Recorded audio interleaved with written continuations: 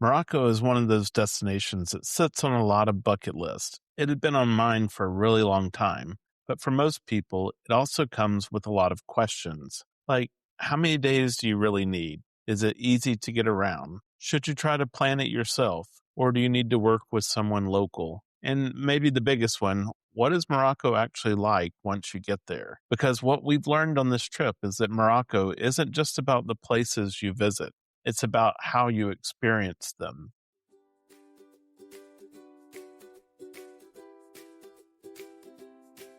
We're Scott and Melissa, the Sunshine Travelers. We're all about exploring the world and sharing the journey with you, whether you're a seasoned traveler, dreaming of your next adventure, or just here for the stories. No matter where you are on your travel journey, we've got firsthand experiences, tips, and plenty of inspiration from some of the most amazing places on Earth.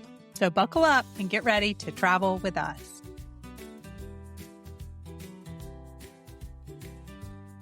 Today's episode's a little different. We're recording this from Morocco, sitting outside our riad by the pool after several days traveling through the desert, the mountains, and local villages. And we're going to introduce you to someone who has completely shaped this experience for us.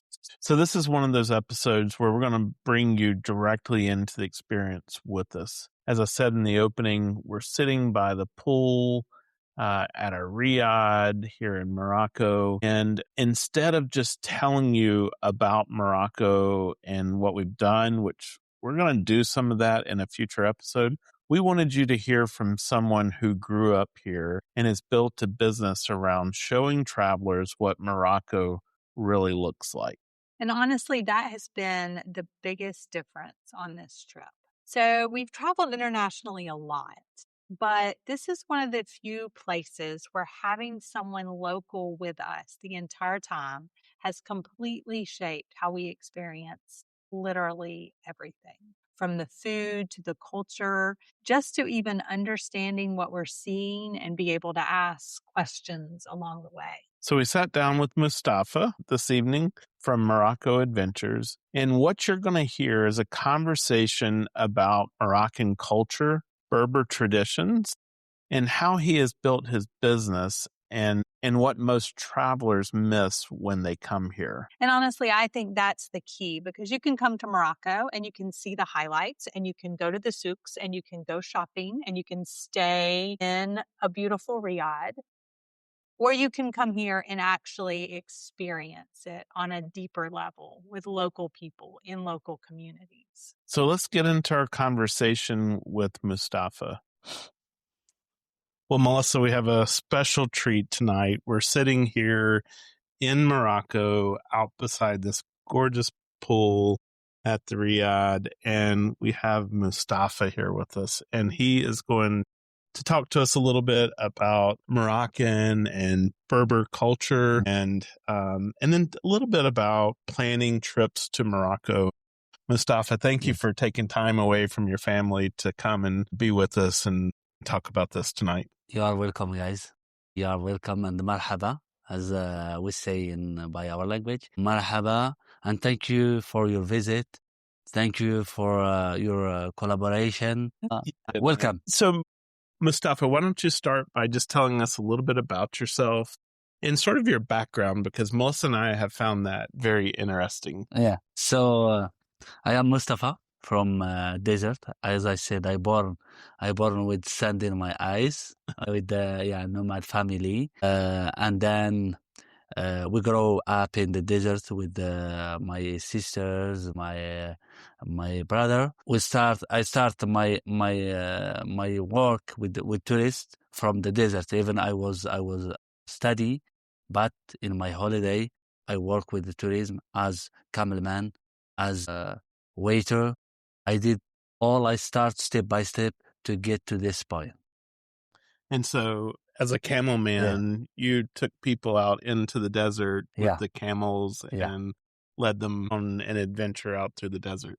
Yeah, we ride the camels and we take them into the dunes to enjoy the sunset or sunrise, and also to have overnight in the desert, and to enjoy it together with travelers. This was my beginnings. And I find that just so interesting, because this is you didn't just wake up one day and decide you're going to start offering tours of Morocco. You started working with guests in the hospitality and the service industry.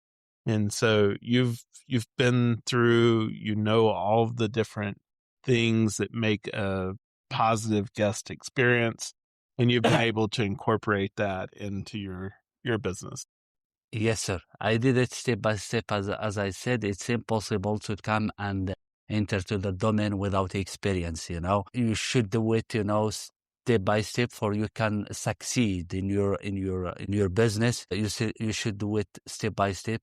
As I said, I start and I loved this domain because of my experience from the beginning. And after that, these steps, step by step, I went to study to get more information. I had experience, but I need to study more to know how to get to this business from, as we say, we enter from a big gate, okay, not from the window. Talk to us a little bit about Morocco Adventures. What is it that you guys do as a part of this company? We have Morocco and Adventures. Morocco, which is the country, which is origin, and then the adventures, it's they are the activities that we are doing. It's kind of adventures and the discover the Morocco. So as I said, I started step by step until I decide to have my own company with this name Morocco Adventures, and offering tours for the people, for the travelers, to organize with the transportation, with accommodation from the beginning till the end, in safe and security hand, and also with the best conditions for them. I met many people. I had many experience with travelers. So the best moment of my company was with my travelers. And there's a reason that we ask that is because we're actually here on a trip with you right now. And part of what we like to do is to go and experience that adventure or experience that vendor or that company so that we can recommend firsthand based on experience. And so far, just wonderful. I think we're at like 11 out of 10. It's like you just keep surprising us. Even though we'd had the itinerary, right? We knew what we're going to do, but until you actually do it. And you've just, every day it's been even more of a surprise. And it's just been fantastic. You are welcome, madam. This is our secret and our magic of our company and our services. We sent the program for the travelers in the beginning, but I never sent some program with details. I leave it as surprise to discover it. I give a general idea, okay? And some people, they ask for details. I said it's much better to discover it by yourself here. Because if I send you the details from the beginning, it will be boring for you, to read and send to you. I can send to you the program with many details, like a newspaper, okay? But later it will be boring for you. It's much better to give you just keywords, okay? And then while you are here, you're going to discover that and you will love it and you will enjoy it with us. And even every morning you've said, here's what we're going to do today. Here's our program. But it's still just a surprise, along the way. Of course, madam. A little surprise just kind of woven in to there. And, I guess it's kind of the same thing. Like when we did the dune buggy tour and the guy's like, we said something about wanting to see the desert fox. And he said, he's like, but what if you don't see it? And so you got to hold just a little bit of that back, right? To make sure that people aren't disappointed as well. If something has to change. Mustafa, yes, sir. What would you say is the main reason that people should come to Morocco and they should come and plan a vacation here? The main, I can say, to feel comfortable and they feel happy after they visit of Morocco. Because as I said before, of diversity of the culture. There is Berber people, Amazigh people, as we say, Amazigh people, and Arab people. And also diversity of the mountains. We have mountains, we have ocean, we have a desert. So with this mix of things, they back home happy, and some of them they regret because they have just a little time instead of to have 10 days or 13 days. They have just 5 days. They came and they try to make it again and back to Morocco. And so you said the Amazigh people. Amazigh. Those are the original people, the native people here to Morocco. Yeah, the native people in Morocco and in all of North Africa. Amazigh, actually in Morocco, where the Amazigh people are the original. And then for that we have, as I said before, we have interesting history for Morocco, which is back to 350,000 years ago, started from Berber people, Amazigh people, to Arabs people. What would you say are some of the least known places in Morocco that if you were going to tell someone to come and see Morocco, what are some of the places that you would like to take people that they may not have heard of, or maybe they haven't seen on social media? Okay, I can say Dades Valley, to hike, to meet locals, nomad families in the desert. Also, some places that they make them more interested to come to Morocco, to discover and to meet locals and to live the real culture of Morocco.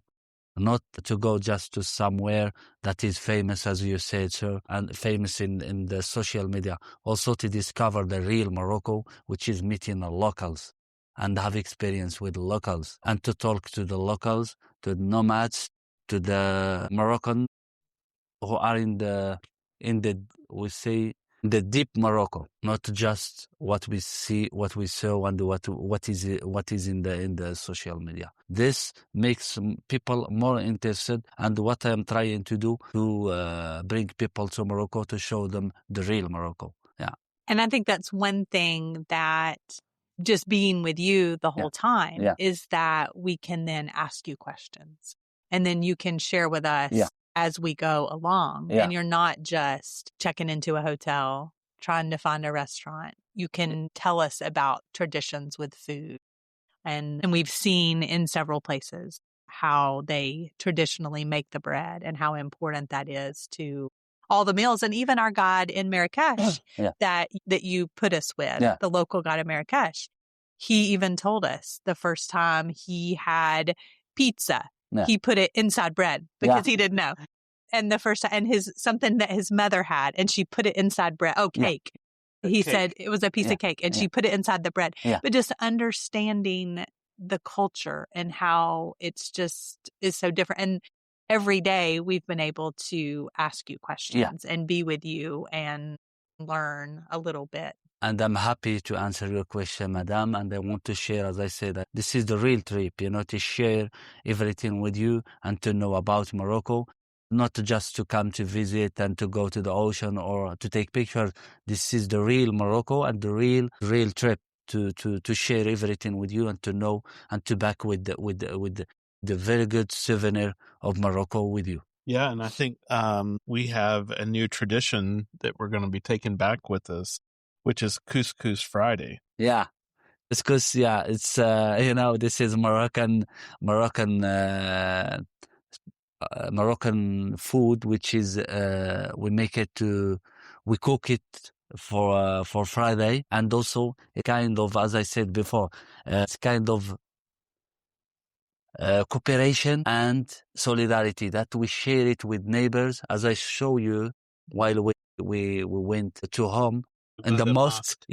The people, families, they bring couscous to share it with people in the mosque and the neighbors. It's a symbol for cooperation. Couscous for us, it's important, and to be in one of the best days in the week, which is Friday, for Muslim people, for us, it's an important day. And we learned that during the week, if you go into a restaurant, they may have couscous on the menu, but it might say only available on Friday. Exactly. There are some restaurants they make it for weekly, for all the week. The most of them they try to like culture to do it just in Friday, because if traveler come and have on Friday the couscous, and they said them just we have it in Friday, he will have an idea about Friday. Okay, to know what is very important for Moroccans the day Friday. And we should add that your wife made us a beautiful, wonderful tasting couscous today Welcome, guys. for Couscous Friday. And so that was very special. Welcome. She can teach you next time cooking class at home. Melissa will sign up for that. Sounds great. Inshallah, guys. So if people come to Morocco Yeah. and they try to just do it on their own, Yeah. they show up or they book everything themselves, Yeah. what would you say are some of the biggest regrets or Yeah. mistakes that you have heard people say?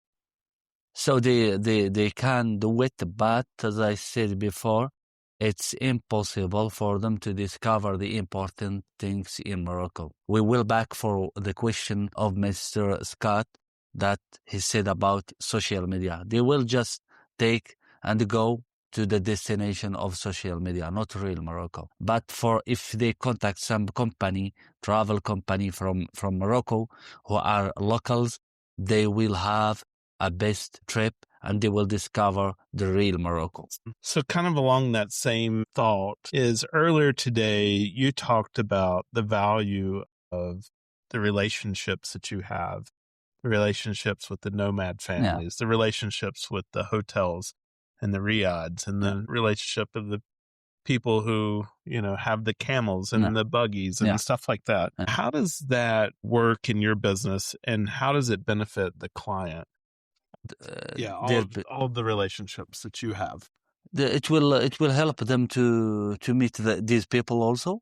It's by me they can have to meet also the same people, and they will share same cooperation with these people. They will help these people. They will know the culture for these people from this cooperation and benefit. They will know them. They will know them directly, and they will meet them. And this cooperation help us to grow up the business, and also to help the travelers to have more information about, to have the contact with these people that I said, the camel man. It makes for them more easy to get to the information that they look for. Yeah, so one of the things that you talked about earlier today was that if people come here and they're trying to book a hotel, the hotel may be like, oh, we don't have any availability. Or then they maybe charge them extra, high prices or whatever. But because you have these relationships with the hotel, when you pick up the phone and call the hotel, they want to work with you. Of course, it's for easy, as I said, collaboration. When we have collaboration with the hotel, it's not like if you go directly. It's normal for us. They will give us benefit and discount, and we can share with the traveler this discount. If the travel contact us and intermediate and to contact, to book for them the hotel, he will benefit on the discount. Okay, but if you go directly, the hotel, they don't know him. It's first traveler. They will even he doesn't know which kind of the hotel, of the rooms they have, the category of the rooms. So they will give him any room. Okay, and also for the price, it's different. It's much better to contact the travel agency, the company, even if there is some problem. Responsibility back to the travel agency, not to the traveler. It protects. So we should know that the travel agency protect the client, protect the traveler. This is why the company exist. A travel agency is existing in here to protect and to help the traveler to get to his goal easy and more safe. By the way, I don't know that we've seen this major brand hotel during our travel. I mean, maybe in Marrakesh, but outside of Marrakesh, I don't think we've seen a single big brand. No, they're all local. They're local places. Yeah, and local. Local. Even in Marrakesh, we went to the locals. Yes. All the hotels, Yeah, there is foreign people. They have the hotels everywhere you go, but All for that, as I said, I try to go to the locals. Even for the owners of the hotel, I use to go to book with locals.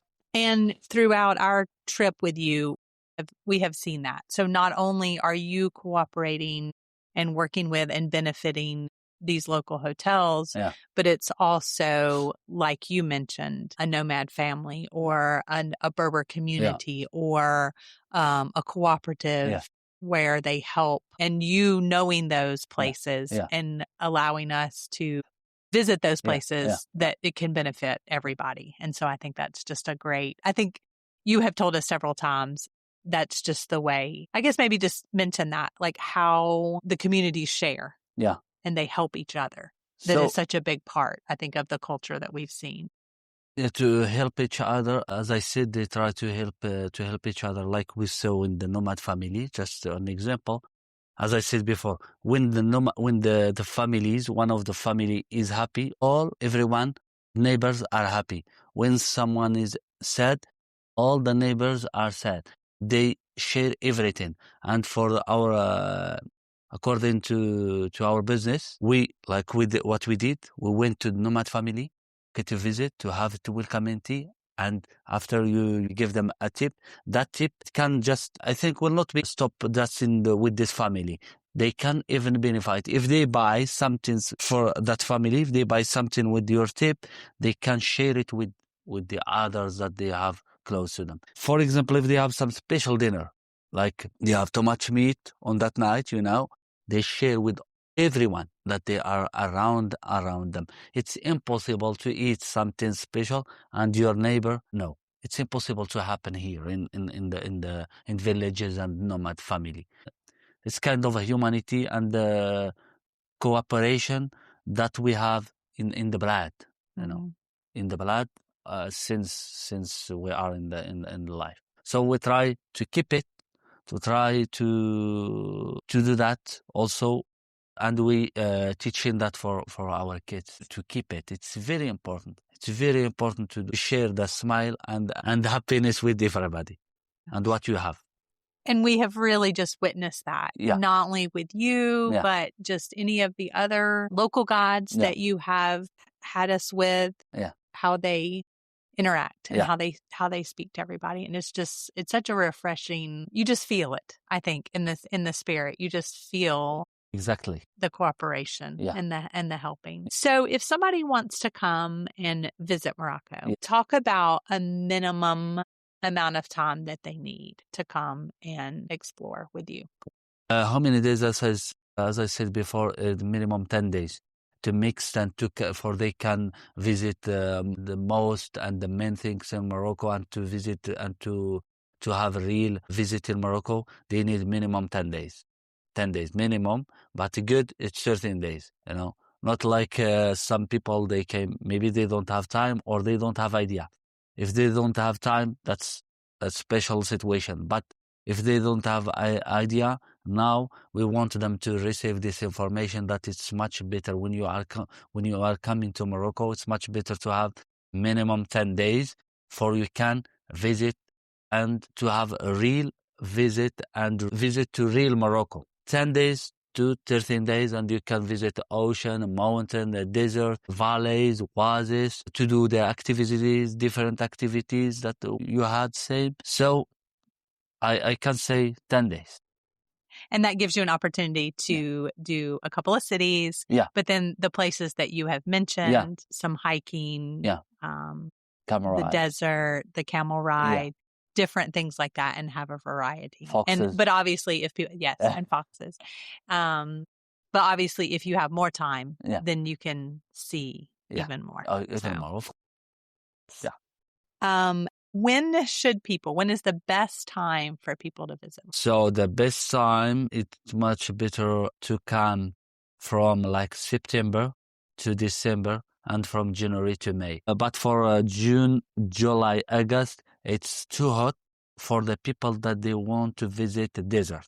Okay, southeast of Morocco, which is Merzouga, Erkshibit Desert. It's hot, but we have a best and very good conditions, swimming pool everywhere, and air conditioned. But for people that they have a chance to come in another time, it's much better to come in other season.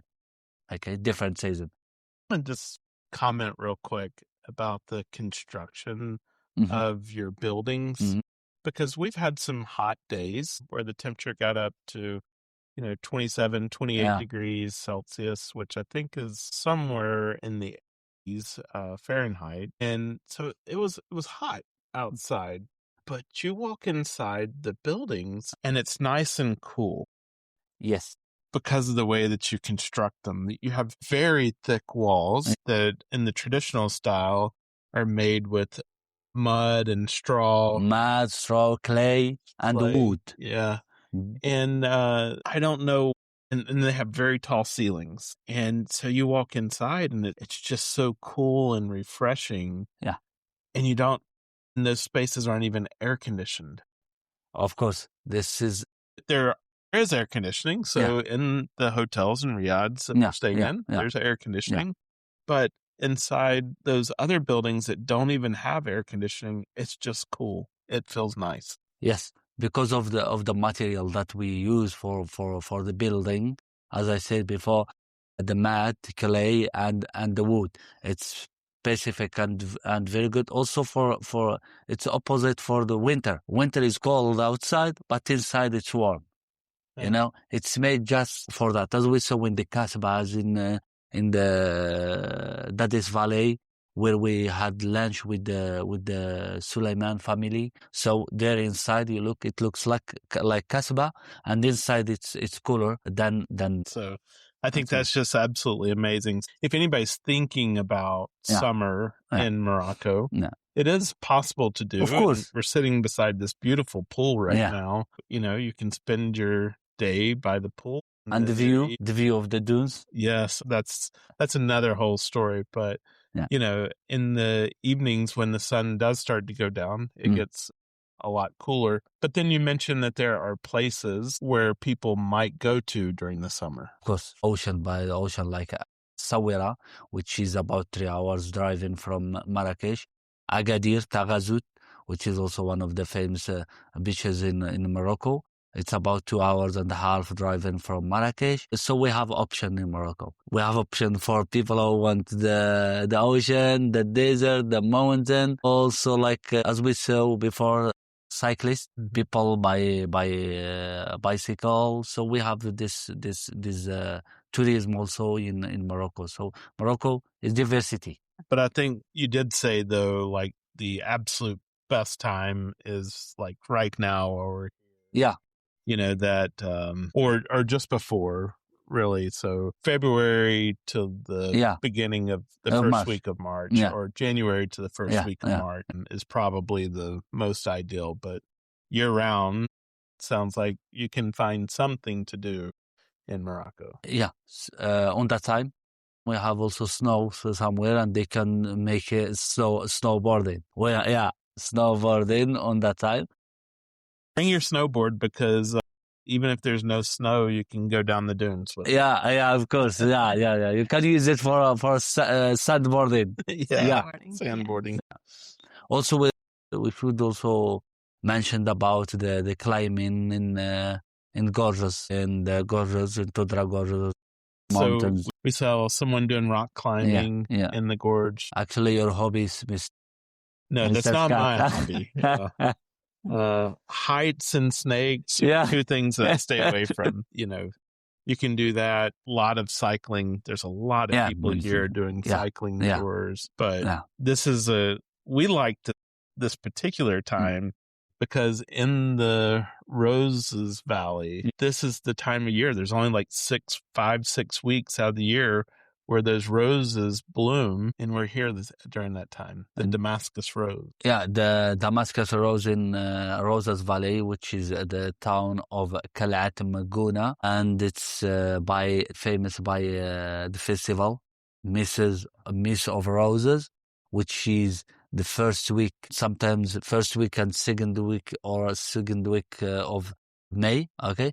And we have the festival with music and also to present the roses product from the cooperatives that were like the one that we saw in Roses Valley. So one of the questions that I asked people as I've been sharing our trip, what questions do people have about visiting Morocco? And one of the questions that I got was, what if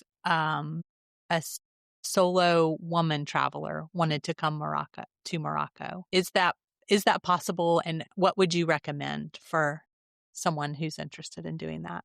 It's very possible, as I said before. So for the women, for group women or single women, she can come and has best trip in safe hand, because if as we said before, if you contact travel company, you will never have problem. The responsible is the company all the time. And if the women arrive here in Morocco, she will have many advices from the company, and will help her to have the best trip in Morocco. There is no problem for women to travel in Morocco. I mean, we felt extremely safe during this trip, whether we were in Marrakesh or out here in the desert. We felt extremely safe. Yeah. But you even told us when we first arrived, you organized for somebody to pick us up from the airport, take us to the riad. Yeah. The guys that checked us in at the riad, they recommended a place to eat. But you even messaged us and said, make sure you're in the city. Yeah. Just keep that in mind. Yeah. Make sure that you basically keep your wits about you and make sure you're aware. But you said it's very different once you get outside of the city. Again, people look out for people. Of course, madam, because the city is foreign people, many people, not just locals, So we don't know who is good, who is bad. So it's much better to be careful. But I never had the problem with in some city. Maybe because of the advices that I give to my travelers, they apply that and they respect that. So we never had any problem. And some cases happen sometimes, but not that much danger. If you take the advices, you will never have any problem. Never problem in Morocco. As I said, Morocco is one of the destinations that is very safe for that the people and the travelers can prefer Morocco as destination. Because so much of your economy and so much of the people here rely on tourism and rely on visitors to come as well. So one of the things that we talked about is why somebody would want to book a trip with you. Obviously, we talked about some of the mistakes and things like that. And you said it's because it definitely makes it easy, because we would say, okay, we want to, I guess maybe give the example. When we started talking to you, we have this amount of time. Tell us what itinerary you would recommend, right? You just made it easy. This is the place. But obviously, if somebody had an idea of, okay, I want to do these things, they could tell you that too. And then you would build the itinerary around. So in addition to that, what else, if somebody wants to book a trip with you, what else would be helpful for you to know to help them plan that trip? Okay, first we ask about how many persons they are, okay, and how many days they prefer to have. But also we can help them to tell them about how many days is much better to have if they want. And we try to give them the whole trip, that including, as I said, desert, mountains, all the Medina, Marrakesh, Fez, the famous, and also some valleys, to mix, to have the diversity in their trip and to enjoy it. If the traveler suggest us his program, we can make some changes in his program and give him better program. But the most time they accept, because they know that we are in Morocco and we know better about what is good for them. So they choose our program. So as I said before, 10 days is good, and it's a good program, and we can visit the most important things in Morocco. Depends on the budget of the travelers. We ask them about what category of the accommodation they want. 4 categories, 5 categories, because for 4 I am saying that's 4 or 5, because to be comfortable trip. We have a category 3 stars or 2 stars, but it's they can have it. but it's not that comfortable trip for them. It's much better. For that, I advise our travelers and everyone who want to travel to Morocco to choose 4 or 5 stars to have a comfortable trip. And that's where you're going to get, Scott mentioned, we've had air condition. If we've Yeah, needed it, exactly. you have heat, you have all these things. Of course. And that's what you'll get in that category. Yeah. Restaurants at the locations, and then just everything, every place that we have stayed at has been unique, but just beautiful. So the design that you think of when you think of Morocco, local materials, that's what you're going to get. Of course. So it will have, with these conditions, they will have a very, very good time, and they will enjoy their holiday with us. And fantastic service. Of course. As well.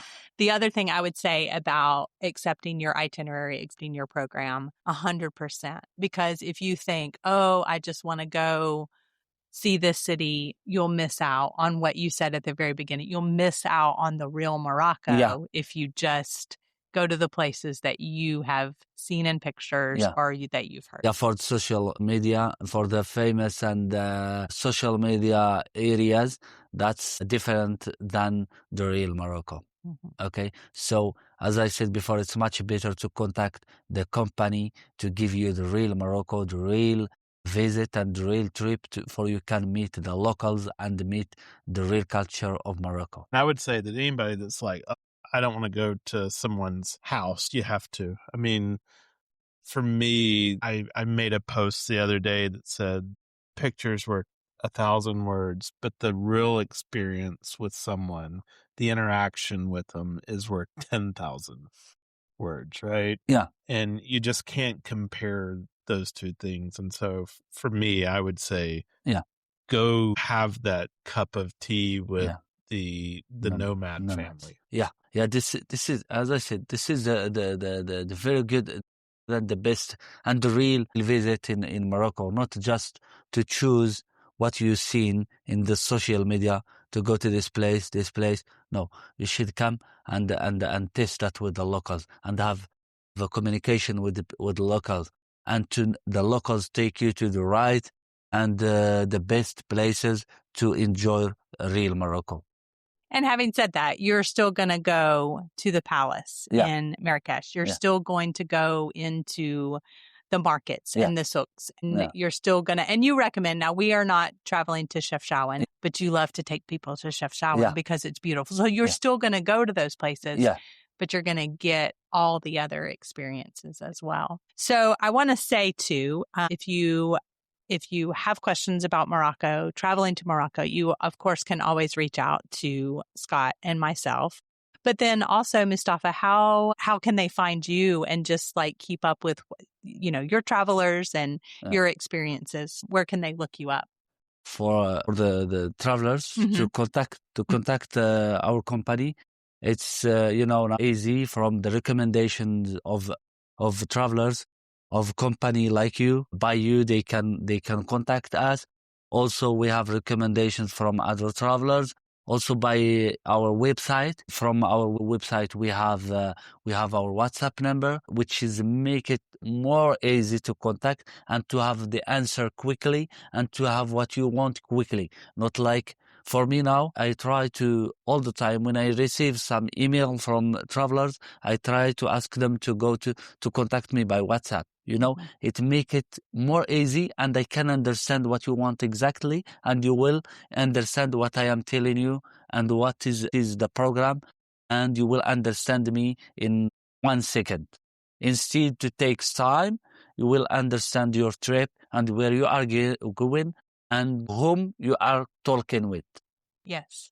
So it's much better by website and then WhatsApp, Instagram also. Instagram has also the videos, the real videos of our company for me and my travelers, and also the recommendation of our travelers. So now to contact our company, it's easy, and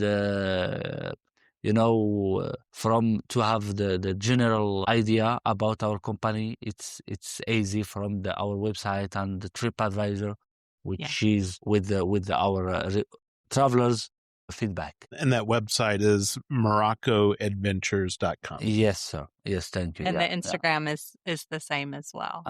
It's at moroccoadventures.com. Yes, that's Yeah, right. Say that exactly. one at Morocco. Our Instagram is at Morocco Adventures. Thank All you, right. guys. Well, Mustafa, I think we'll let you get back to your family. We thank you for coming out tonight and sitting with us by Thank this you. gorgeous pool. Thank you, And sir. we look forward to the rest of the trip. Of course, we're gonna enjoy it together for the rest 2 days.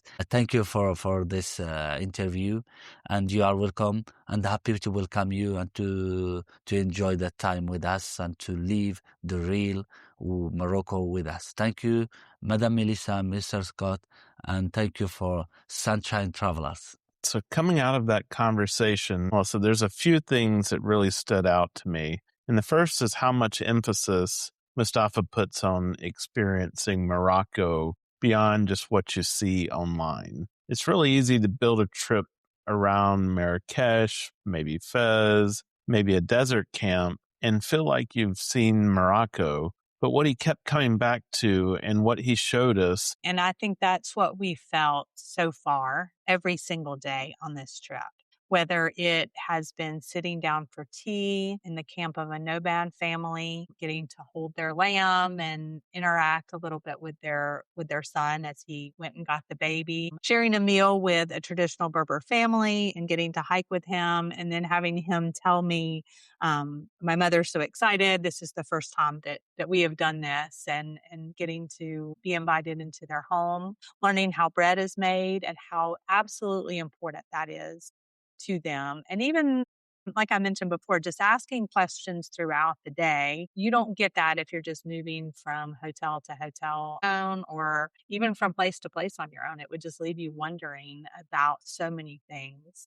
We also met one couple from London that was doing this trip on their own. And when we talked to them, it really seemed like that they had a checklist and that they were checking things off. And they did mention to me, well, we like to kind of travel at our own pace and do our own thing. But I honestly feel like with Morocco, the culture, the traditions, the people are so much a part of what you experience, not just here's this valley, here's this hike, look at this gorge. It is about the people and their lives. I don't know. I think that's just such a big part of it, just then seeing the sights. I think the other thing that stood out to me was the timing and how much time you need to plan in visiting Morocco. That 10 to 13 day range seems to be really important because if you try to compress this into like 5 or 6 days, you're going to miss the diversity that makes Morocco so interesting.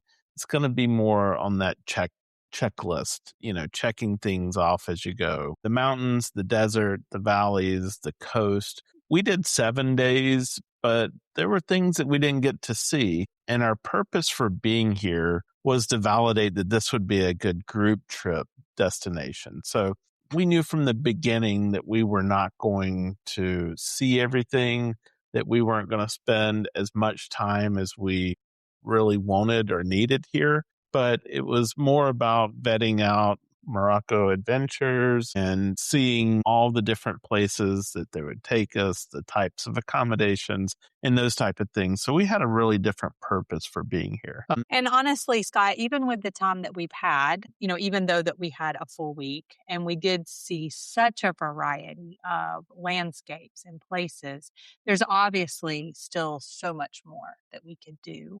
So many more cities that we could visit, other towns and destinations, and then also just have relaxing time. So the drive going from the desert back into Fez is going to be a really long day because we needed to shorten the trip. Normally they break that up and there would be a stop in between. The other big takeaway for me is just how much easier this has been having everything coordinated locally. And I really just don't even know that we could have done this because it's not like going on booking.com and booking a room. I mean, I imagine you probably could do some of that, but there was so much coordination. I take the desert as an example. We needed a 4-wheel drive vehicle to get us out to where we got onto the camel. And then we needed the camel to take us to the camp. And then we needed a 4-wheel drive vehicle to come pick us back up, and all of these different things that needed to be coordinated, including the camp itself. And so I couldn't imagine trying to do all of that on my own. The hotels, the transportation, all of the guides, this has been seamless throughout the trip for us. And that's not something we always say, because we plan a lot of trips on our own. Most of this trip that we're doing, the 3 months, it's us planning every piece of this. Now, we're pretty good at it, and we know a lot of the things that need to be there. But in a place like Morocco, I think that was really important to have someone local helping us, because in some of these places, they don't speak English. They speak the Berber language, and that's not something that we know. Yes, that, and then the Moroccan Arabic. Also, a lot of them also speak French as well. And so the communication would definitely be an issue. But I also want to say too, like you mentioned, getting to the desert, getting to the 4-wheel drive, going in some of those places that, let's even say you rented a car.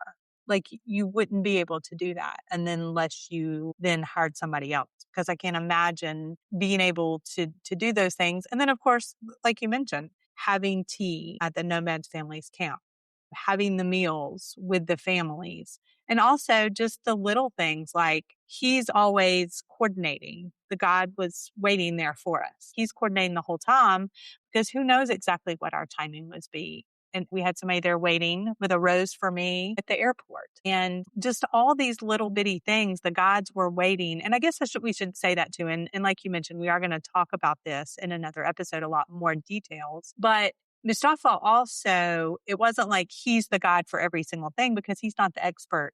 He's the expert in what he's the expert in. And so then when you go to that area and do that hike, he's got somebody else waiting for you. When you go to the Casbah, he's got somebody he knows, trusts, ready to take you on the tour. Also in Marrakesh, somebody who knows Marrakesh and the history and all that inside and out. That's the person that takes you there. And so coordinating all those, we didn't have to do any of that.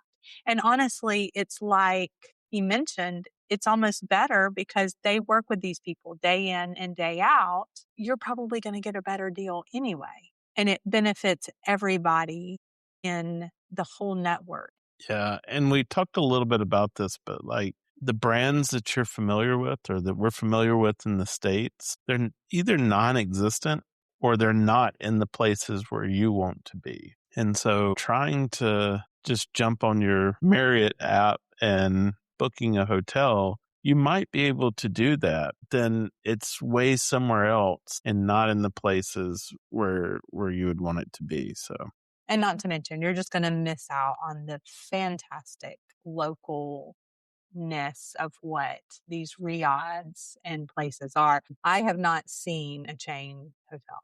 No, I haven't seen one, but I think that there are some. I think they do exist, but they're just not where we were. So, and I would strongly say that you want to be in the places that we were at. These were the great places. And so we talk about these guides, and I think about Suleiman, who, is someone that Mustafa knew from working in the hotel. So he works at the hotel that Mustafa likes to use. And so that's where he met Suleiman, found out that Suleiman does the guides for the local hikes in that Monkey Fingers Canyon. And so that's who he paired us with. And so that's not something that you could pick up easily and do yourself. For sure. This is one of those destinations where I would not want to do that, which is what we have always said about going to Morocco. And it's not because you can't, because you would just miss too much. I can only imagine if we had just, like, I don't know, even tried to drive ourselves, found these places, maybe stop and hire a guide on the spot, but you wouldn't have gotten the best of the best, the vetted people that he knows. And then, like we keep saying, those experiences that I have made this trip so rich so far. Well, if Morocco's on your bucket list, I think the takeaway here is pretty simple. Give yourself the time and think about how you want to experience it. And when you're ready, let us help you with your planning. If there's one thing that we've learned on this trip, it's that Morocco rewards curiosity. The more you're willing to step outside of what you've seen online, the more this destination is going to give back to you. And that's really what we're trying to help you do with these episodes. Not just find places to go, but understand how to experience them in a way that actually stays with you. If Morocco is something you've been thinking about, or even if this episode just sparked your interest, we'd be happy to help you think through what a trip like this could look like. Or let us know if you're interested, because we're starting to plan right now a group trip for early 2027, probably in the February to early March timeframe. And so just reach out, let us know, send us an email, and we'd be happy to help you with that. You can also reach out to us through Sunshine Travelers Experiences, through our website, and we'll also include Mustafa's information in the show notes so that you can learn more about Morocco adventures. Thanks for joining us, and as always, the world is full of sunshine and surprises. Make this the year that you explore beyond the familiar.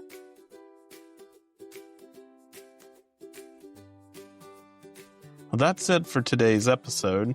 Wherever you're listening from, we hope we've added a little spark to your travel dreams today. If you've been enjoying the show, a 5-star review on your favorite podcast platform goes a long way. It helps new listeners join our Sunshine Travelers family. Be sure to follow or subscribe so you never miss an episode. And join us on Instagram or Facebook at Sunshine Travelers Podcast. Remember, that's Travelers with one L. And if the stories, tips, and adventures we share bring a little sunshine to your week, you can even buy us a cup of coffee now. You'll find the link in the show notes. And of course, share this episode with a friend. Adventure is always better together.